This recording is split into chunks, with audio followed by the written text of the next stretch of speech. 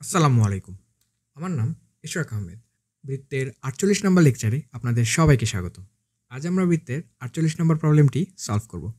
তবে চলুন শুরু করা যাক। বি ব্যাসার্ধ বিশিষ্ট একটি বৃত্তের কেন্দ্রের ভুজ ও কোটি উভয় ধনাত্মক এবং এক্স অক্ষকে এবং 4x = 3y সরলরেখাকে স্পর্শ করে। তার সমীকরণ নির্ণয় করো। তবে চলুন শুরু করা যাক।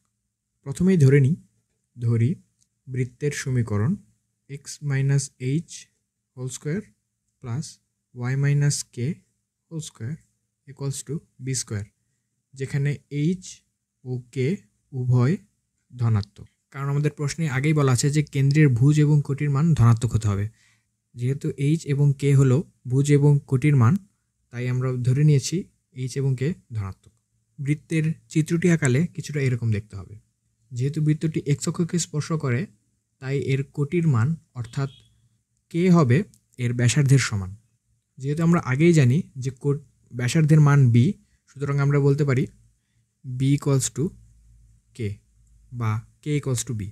সাইড নোট হিসেবে লেখা যায় যেহেতু x অক্ষকে স্পর্শ করে। আবার বলা আছে যে বৃত্তটি 4x = 3y সরলরেখাটিকেও স্পর্শ করে।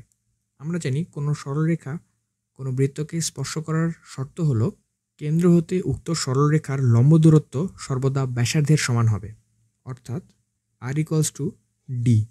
এখানে ব্যাসার্ধের মান হলো b এবং লম্ব দূরত্ব হবে মডুলাস অফ 4x, x এর বদলে ভুজের মান অর্থাৎ 4h - 3y, এখানে y এর বদলে কোটির মান অর্থাৎ 3k এবং নিচে x এর সহগ অর্থাৎ 4 স্কোয়ার প্লাস y এর সহগ অর্থাৎ 3 স্কোয়ার।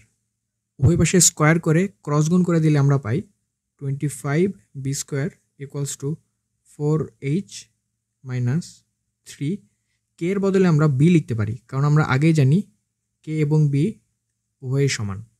একে বিস্তৃতি করলে আমরা পাই 25b² = 16h² - 24hb plus 9b²। 25b² ওই পাশে গেলে আমরা পাই 16h² - 24hb - 16b² = 0। তাহলে একে মিল টার্ম করলে আমরা পাই 16h² - 32hb plus 8hb - 16b² = 0। এখানে 16h কমন নিলে আমরা পাই h - 2b plus 8b common নিলে আমরা পাই h - 2b = 0 বা h - 2b into 16h plus 8b = 0। এখান থেকে h এর ভ্যালু আমরা পাই h = 2b এবং h = -8b/16 বা -b/2।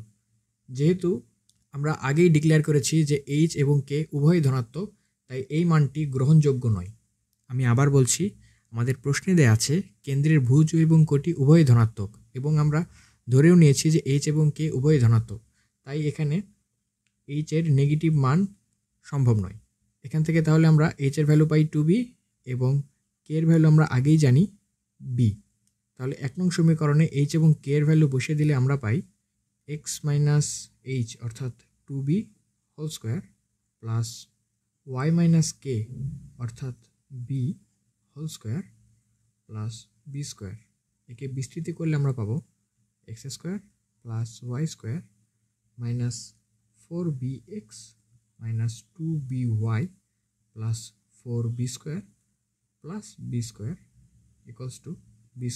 উভয় পাশ থেকে b² কাটা গেলে আমাদের নির্ণয় বৃত্তের সমীকরণটি হয় x² plus y² minus 4bx minus 2by plus 4b² equals to 0। পুরো ম্যাথটিকে আরেকবার সামারাইজ করা যাক। আমাদের প্রশ্নে দেওয়া আছে যে একটি বৃত্ত যার ব্যাসার্ধ হলো b এবং যার ভুজ এবং কোটি উভয়ই ধনাত্মক, তাই আমরা ধরে নিয়েছি আমাদের বৃত্তের সমীকরণটি হলো x - h whole square plus y - k whole square equals to b²। এবং পরবর্তীতে বলা হয়েছে যে আমাদের বৃত্তটি x অক্ষকে স্পর্শ করে। যদি কোনো বৃত্ত x অক্ষকে স্পর্শ করে, তাহলে তার ব্যাসার্ধের মান সর্বদা এর কেন্দ্রের কোটির মানের সমান হয়, তাই আমরা বলেছি b ইকুয়ালস টু কে। এবং আবার বৃত্তটি 4x ইকুয়ালস টু 3y সরলরেখাকে স্পর্শ করে। আমরা জানি কোনো রেখা কোনো বৃত্তকে স্পর্শ করার শর্ত হলো এর কেন্দ্র হতে রেখাটির লম্ব দূরত্ব হবে ব্যাসার্ধের সমান, তাই r ইকুয়ালস টু d। এবং পরবর্তীতে ক্যালকুলেশন করে আমরা h এর ভ্যালু বের করেছি 2b, এবং সর্বশেষে h এবং k এর ভ্যালু 1 নং সমীকরণ নিয়ে বসিয়ে আমরা নির্ণয় বৃত্তের সমীকরণটি নির্ণয় করেছি। তাহলে আজ এই পর্যন্তই, দেখা হবে পরের ভিডিওতে। এতক্ষণ আমাদের সাথে থাকার জন্য ধন্যবাদ।